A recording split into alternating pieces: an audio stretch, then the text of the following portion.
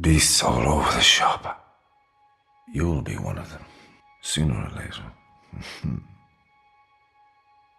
Welcome to a new episode of Bloodborne Lore. I am Silvermont, or Alex, and in today's episode we're going to cover a rather unique character in Bloodborne.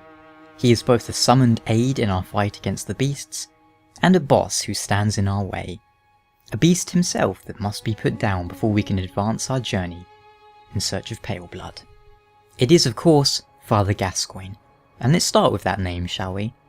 It is possible that Gascoigne is his surname, leaving his first name unknown, but that is purely speculation on my part, based on the fact that Gascoigne is generally a surname that historically would mean someone comes from the area of Gascony, in the southwest of France. A place known for its quality of life, quality of food, and fine weather. Gascoigne itself has no other real meaning. Of course, on the other hand, the tiny music box description reads, two names can be made out, however faintly, Viola and Gascoigne, which would seem to suggest that Gascoigne is his first name, and after all, there is probably no Gascony in the world of Bloodborne. But who is Gascoigne? All signs point towards him being a foreign cleric who has come to Yharnam in anticipation of the hunt. Father is a title used for clerics in a foreign land, and there is no such rank in the Healing Church, which presumably means that Gascoigne is not a member of the Healing Church. Or on the other hand, perhaps originally he was a foreign cleric who then came to Yharnam and joined the Healing Church, but his old title of Father remains.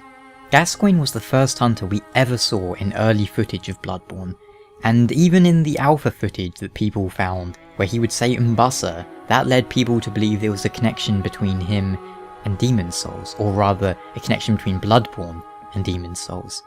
In the finished game, however, that Umbasa line has been cut.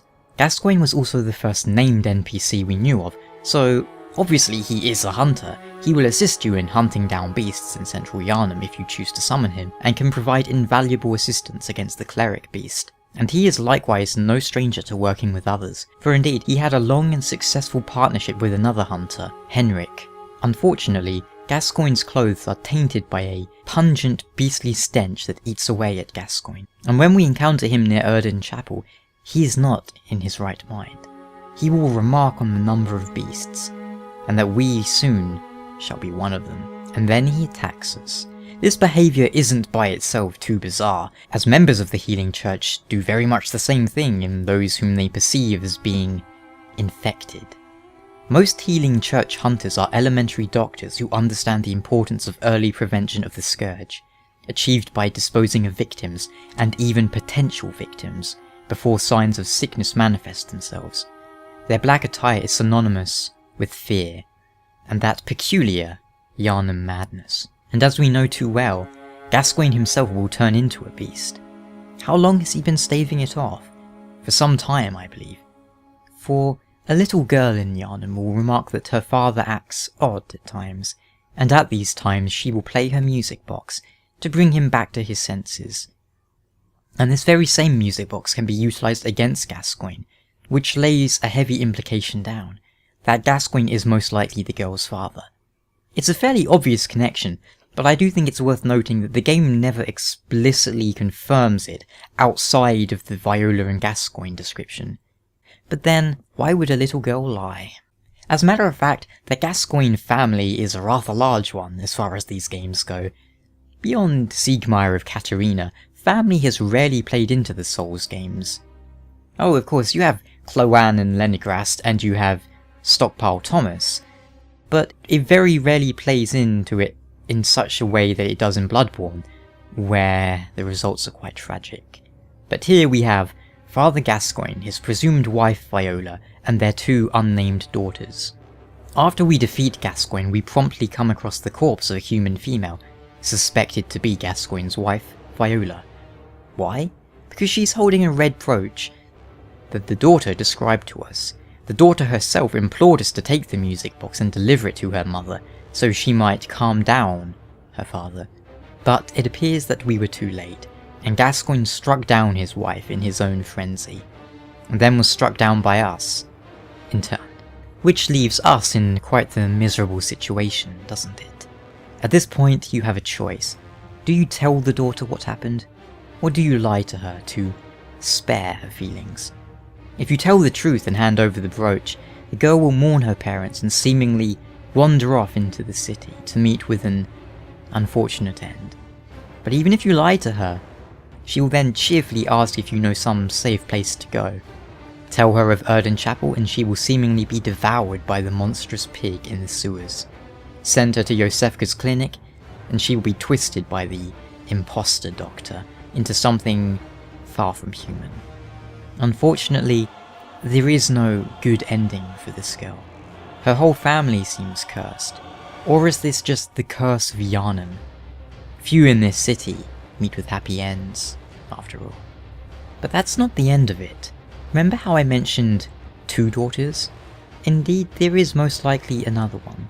If you return to Gascoigne's home later on, you will be greeted by another young girl, who claims to be the older sister of the girl who gave us the music box. Whether or not you choose to believe her is up to you. Personally, I believe she is who she claims to be. The game's credits list the 2 daughters as girl and older sister, and you might be interested to know, it appears they are actually voiced by real-life sisters, Bo Chapman-Haley and India Chapman-Haley. But the credits have no real reason to lie, even if it's curious that they list her simply as girl, as opposed to, say, Gascoigne's daughter. This older sister asks if we've seen the younger sister, and if we hand her the ribbon we found in the guts of the pig beast, she will lament and question why her sister went outside, when she told her to remain home. But here's the thing that leads some to doubt her story. The younger daughter never told us about her sister. She mentioned her father, her mother, even her grandfather, but never a sister. And where did the sister go? Was she looking for the parents as well? How could she survive in Yharnam on the night of the hunt? What possible reason could she have to be outside on the night of the hunt in the first place? And then there's the fact that if you take a few steps away, the older sister will remark how beautiful the ribbon is, and that it's hers now, which seems to imply that she coveted this ribbon to some extent. And if we return again after yet more time, we will find that she too is gone, but not very far. Close by Gascoigne's home is a ladder, and at the foot of that we will find a tiny, broken body, with a familiar ribbon, seemingly now washed clean. Did she stumble off the edge, so entranced by her ribbon? Did she jump after realizing she was all alone, her family gone? Or was she making her way somewhere, only to slip and fall? Or was she killed by the nearby troll, who I should point out, on a semi-related note, will often remark, "So cold, dear sister." But that dialogue is not unique, as it appears other trolls will say the same thing. There you have it. A sorry, sad ending for every member of the Gascoigne family, except there was a grandfather, wasn't there? I believe the girl was possibly referring to Henrik when she says that. Henrik was Gascoigne's partner and fellow hunter, and we know that he lived tragically long, which no doubt means he's rather old. Biologically, I do not think there's any relation here, but I feel he was simply an old friend of her father, who she referred to, fondly, as her grandfather. Just an idea though. And that would mean that even poor Grandpa didn't escape a cruel fate. There is also the fact that Eileen is an associate of Gascoigne and Henrik, in so much that she knows their names, and the Hunter of Hunters knows of Henrik's circumstances. Perhaps she was keeping an eye on Gascoigne, and planned on putting him down too, before he could turn into a beast.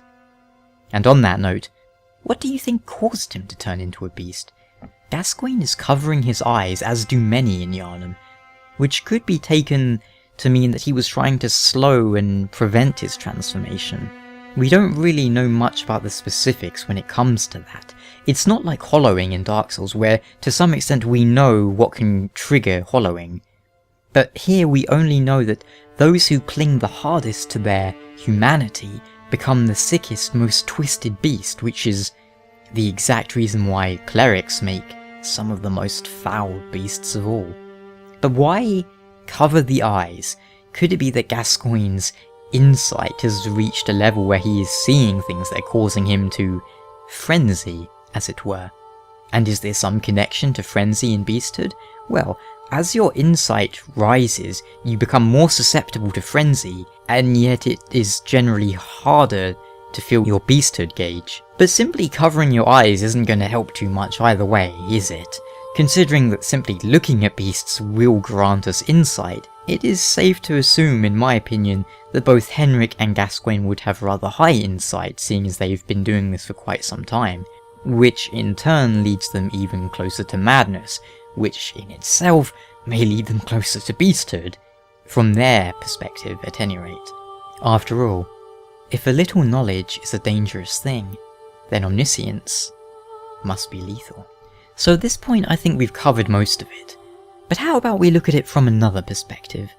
What does Gascoigne represent as a character? What role does he serve in the story and the game in general? Well, he can fight alongside the player, letting you know that you are not alone in the hunts.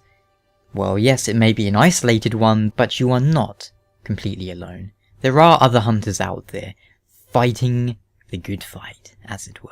More importantly, perhaps, his role in the game serves to show you that there is an intrinsic connection between hunters and beasts, which begs the question, why? What did that lead to? Throughout Bloodborne there are quite a few hints that the player must tread carefully, lest they become what they are hunting. Gascoigne's boss fight drives that point home. Hunters tread a fine line. As Eileen puts it, he was falling apart. So is all of this implying that our good hunter has an immunity to the beast scourge? Oh, certainly, we can temporarily transform and increase our beasthood, but we never run the risk of losing our humanity, so to speak. Is this purely for gameplay reasons? Or is there some story logic behind this? Does our moon-scented hunter not run the risk of becoming a beast? I'm sure you remember the opening cinematic after all. After our blood transfusion, a beast climbs from the blood and stalks us, only to be incinerated as we are delivered to a potential salvation by the doll, the messengers, the moon presence, or whatever it was that saved us from that beast. If nothing else, it's something to think about. And on that note, thank you so much for watching. And if you have any ideas or theories about Gascoigne and his family, please do share them in the comments, and I will see you next time for some more Bloodborne character lore. Until then, take care.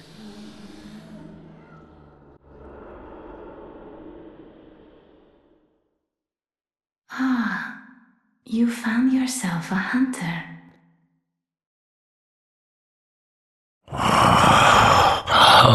What's that smell? The sweet blood. Oh, it sings to me. It's enough to make a man sick.